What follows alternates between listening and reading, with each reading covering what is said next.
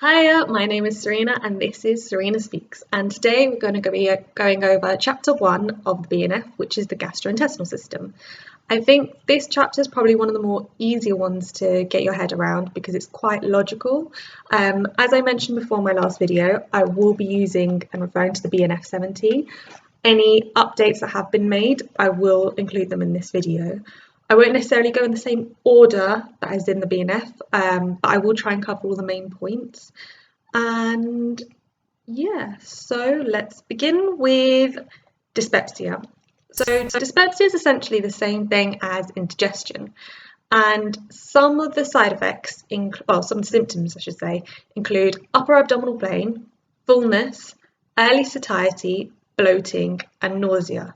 Now there's quite a list to remember there, so the way that I find helps me remember things is actually relating it to something else, and I'm sure a lot of girls will be able to empathise with me when I say the symptoms of dyspepsia sound very similar to that of period pains. So upper abdominal pain, fullness, bloating, nausea. If you try and remember what the symptoms are of when you're on your period, it will kind of help you to remember what it is for dyspepsia. I appreciate some of you boys probably won't be able to empathise with that, but hopefully through this talk you will remember it. So those symptoms of dyspepsia, and this can occur with gastric and duodenal ulcers and also with gastric cancer. Now, even though those are the symptoms, if someone presents to you saying these symptoms, then okay, fine, you know it's dyspepsia, you know it's indigestion, but you need to know what the alarm features are. Now remember, this is all good and fun to knowing for the exam, but more importantly, you need to know this stuff so that when a patient does come, especially if you're in community pharmacy, if a patient does come up to you and presents these features, you need to be realising, okay, these are alarm features, and they need to be referred to their GP or A&E, whatever the best method is. So some of them include bleeding, any dysphagia, so any problems with swallowing, recurrent vomiting, weight loss, and in particular, if they're over 55 with unexplained recent onset dyspepsia that has not responded to treatment. So I appreciate there is a lot to remember there, but just think of it logically. If someone's experiencing that they're coughing up blood or they're having problems with swallowing, they've had this recurrent vomiting that they can't pinpoint a cause to, it's time that they need to be referred elsewhere. So if a person does come and they have just general dyspepsia, first and foremost, you want to give them some lifestyle advice. You might want to see if there's any particular medicines that are causing dysphagia. So look at their PMR, ask them what other medicines they're taking, and if possible, then maybe they should try and stop taking these. Of course, only if that is possible. And you cannot provide some symptomatic relief through antacids. So in the case of unexplained dyspepsia, a patient needs to be treated with a proton pump inhibitor, so a PPI, for up to 4 weeks. So that's your omeprazoles, your pantoprazole. However, if that is unsuccessful, then the patient needs to be treated for H. pylori to see if they have a H. pylori infection. So a patient can't be tested for this though if they've had an antibiotic or been on an antibiotic in the last 4 weeks, or an anti-secretory in the last 2 weeks. Now, an exam question could very much give you a scenario of a patient who needs a H. pylori eradication therapy, and they give you a whole combination and you need to select which is the best. They might decide to mix it up a bit more and say, oh, this patient's been on this particular antibiotic 6 weeks ago. So it's important to know that, okay, if it's been 4 weeks, then they can't be tested with an antibiotic, then they can't be tested for H. pylori. If it's an anti-secretory, it's meant to be 2 weeks. So little details like that, it's really important to remember. In the BNF on page 62, they've got this lovely table here highlighting the different combinations that is used for eradication therapy.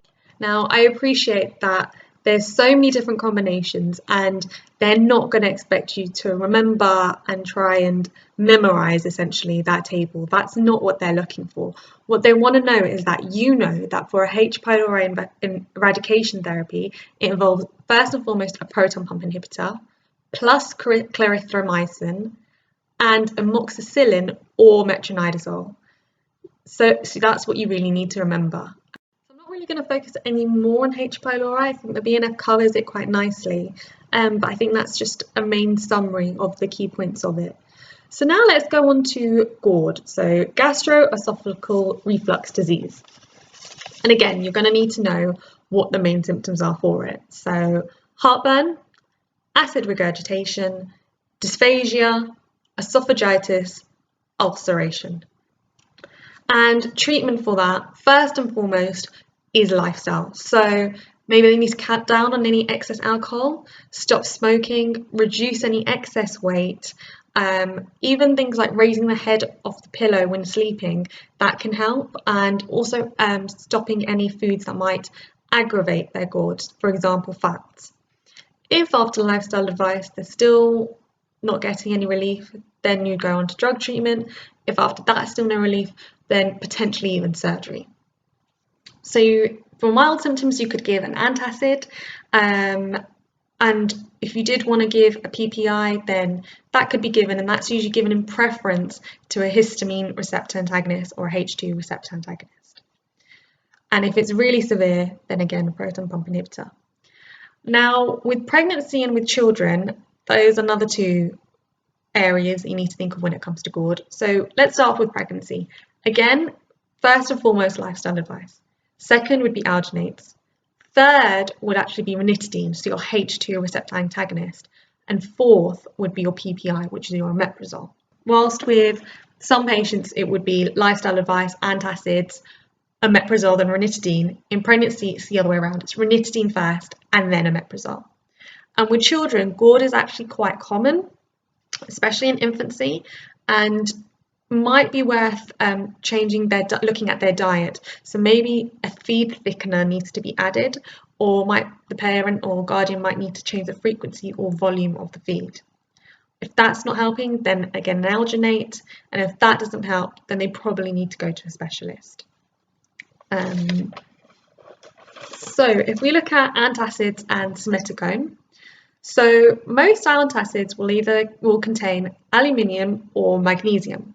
Now, aluminium is constipating and magnesium is used as a laxative. So with a lot of preparations now, they use a combination of the two to try and combat with the constipating effects of aluminium and the laxative effects of magnesium. Now, again, you're going to need to remember which one does which. And the way that I think it best remembers it, and it's probably a silly way, but it helped me, aluminium begins with A, and aluminium causes constipation, which is C, and A and C are fairly near the alphabet to each other. Whereas magnesium, which is M, can cause diarrhea, it can be quite laxative. M and L are nearer to each other in the alphabet. So that's how I remember it. I think that helps. And the two used together can therefore reduce any colonic side effects. So usually, if it's a liquid, it's usually 10 milligrams is given 3 or 4 times a day, and usually prefer liquid over tablet.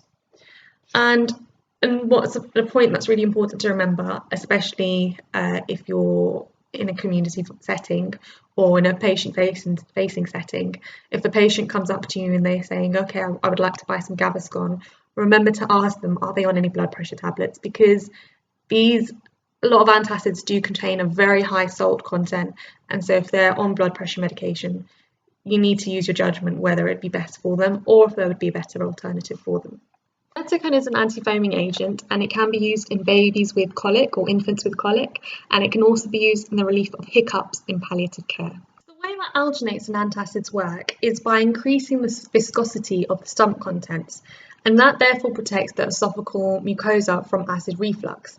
They essentially form a raft, and that raft then reduces the symptoms of reflux. Now, antacids can damage enteric coatings, so patients who are on medications that have an enteric coating, it's important that they then if they need the antacid, they should at least wait 2 hours. They should be given in a 2-hour gap. So with Gaviscon and Peptide, they contain 3 main ingredients, and the easiest way that I think to learn this is by ABC. So they contain sodium alginate, there's your A, Sodium bicarbonate, there's your B, and calcium carbonate, there's your C. So A, B, C. And if it contains any potassium, then it's most likely to be Gaviscon Advance. So that's how you differ from whether it's Gaviscon or Gaviscon Advance. So antispasmodics, they do have antimuscarinic side effects to them, and they can be used for irritable bowel syndrome, for urinary incontinence, asthma, and arrhythmias, motion sickness. It can be used for quite a few conditions. Some of the people that they need to be cautioned in are in elderly, in children, so extremes of age are a good one to remember. Those that have GORD, those that have ulcerative colitis, or even those that have Down syndrome. So some of the medication that can help for it is hyoscine butylbromide, which is Buscopan. Again, as a side note, there's hyoscine hydrobromide and hyoscine butylbromide. Hyoscine hydrobromide is Quells, hyoscine butylbromide is Buscopan, and the best way to remember that is butylbromide is a B, Buscopan is a B. So that can be used. Mebeverine can be used, even peppermint oil, that can help because these will have a direct relaxant effect on the intestinal smooth muscle. And this may be able to relieve some effect, some pain even in those, particularly with IBS.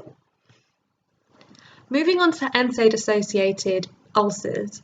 So the risk of taking NSAIDs are GI bleeding and ulceration, and those that are particularly at risk are those above 65, those that have a history of ulcers, those that might have serious additional comorbidities such as diabetes, or even those that are taking medicines which can increase GI side effects. So it's best if they then take their PPI or their ranitidine at twice the usual dose. That might be why you see some scripts coming in which say omeprazole 1 daily and why some might say omeprazole twice a day. So it might be worth looking at the patient's PMR and seeing, are they on an NSAID and they're over 65?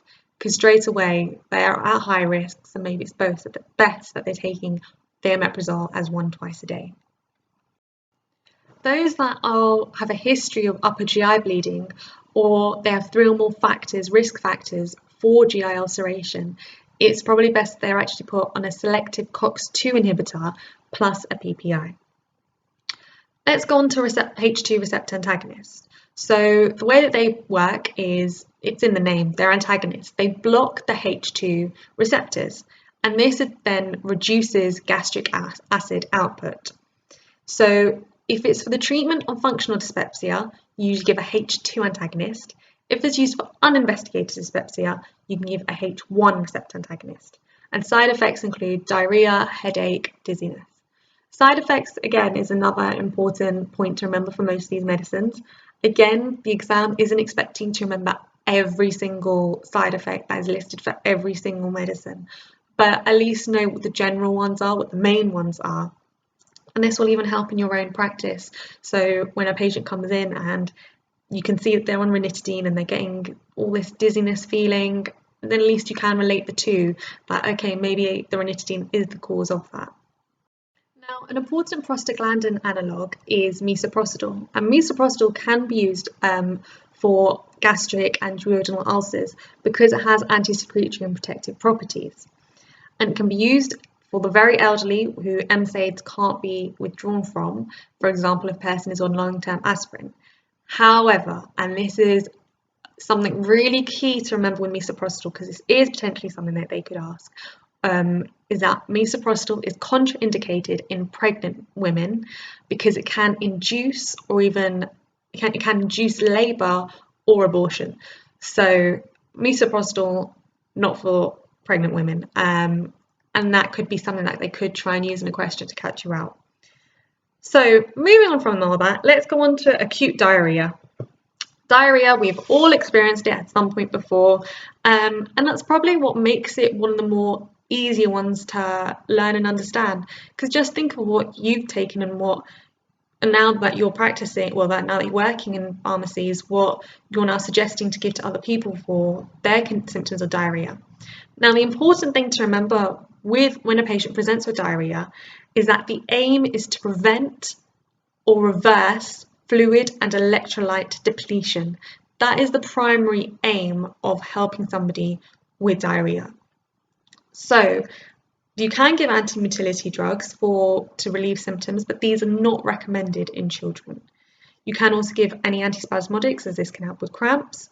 And in the UK, diarrhea is usually more of a viral infection, so antibiotics aren't usually recommended or needed when a patient presents with diarrhea.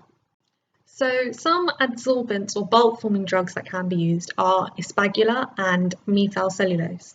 And with these ones, they are particularly useful in controlling diarrhea that's associated with diverticular disease.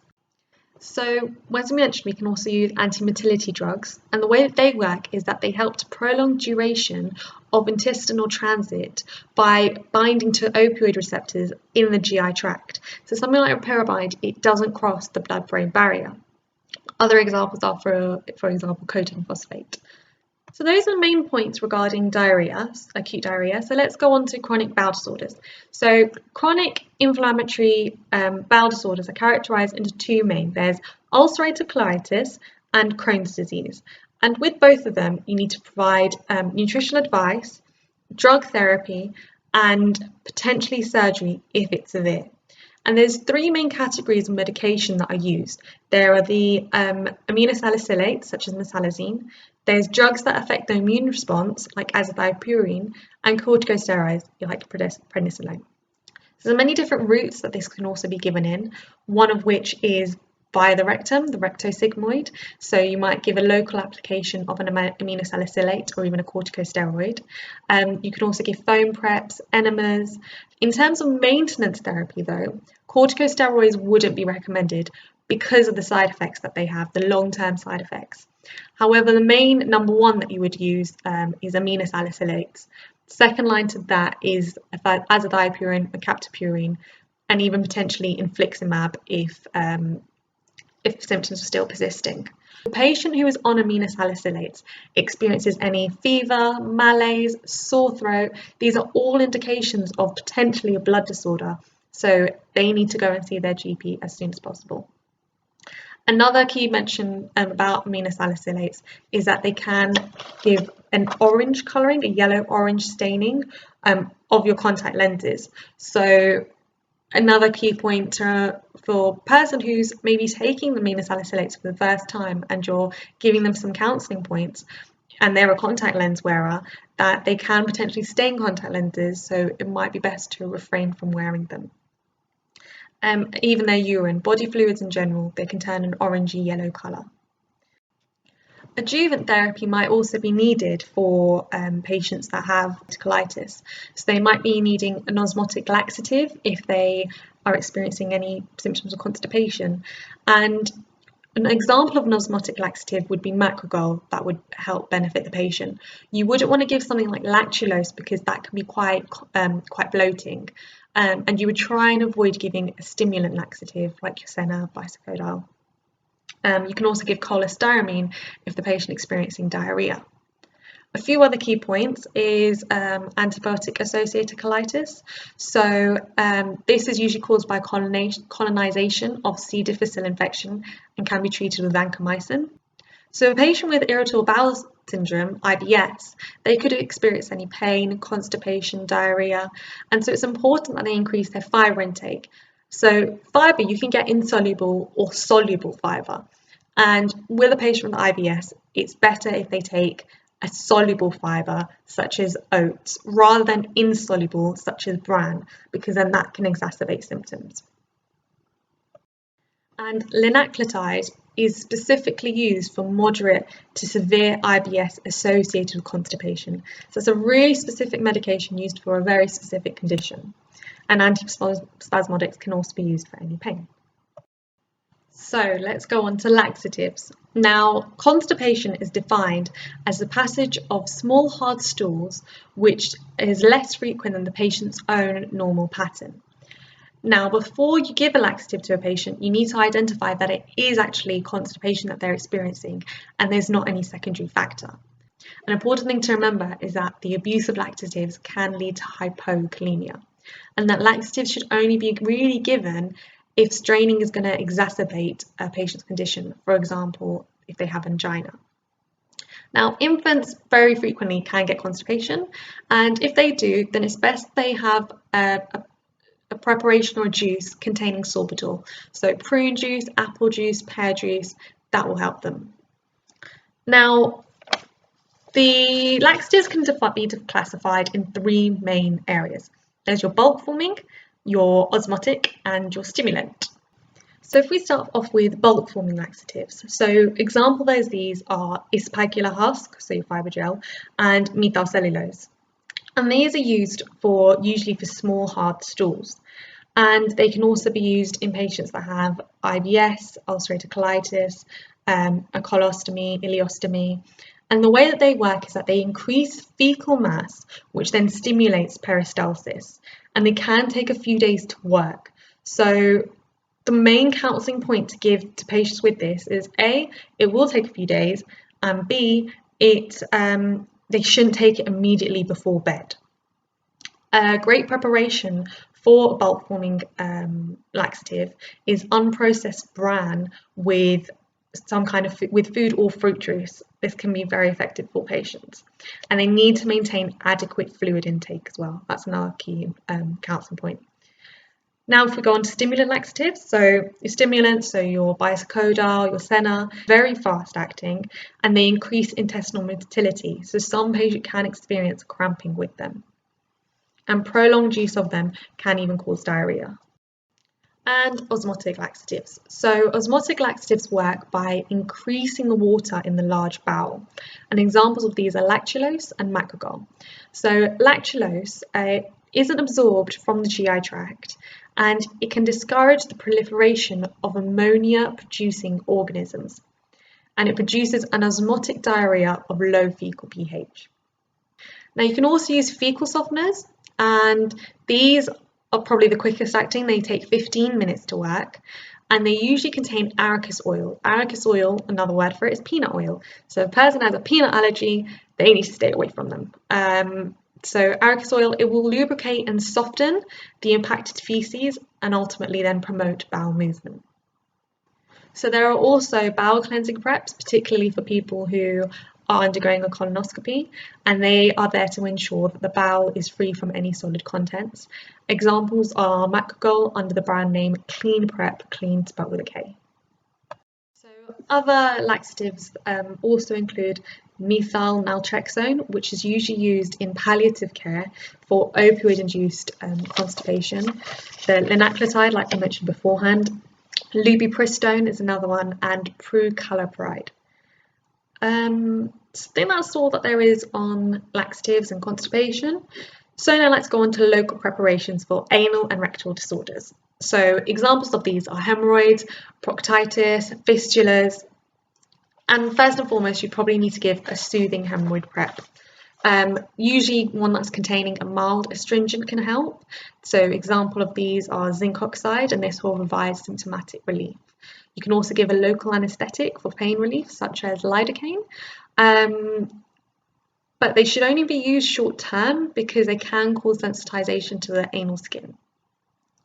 You also get combination hemorrhoidal preparations, and with those ones it's important to remember what the key ingredients are in them. So you've got your Hanusol HC, Sherryproct, and usually they contain a corticosteroid and a local anaesthetic.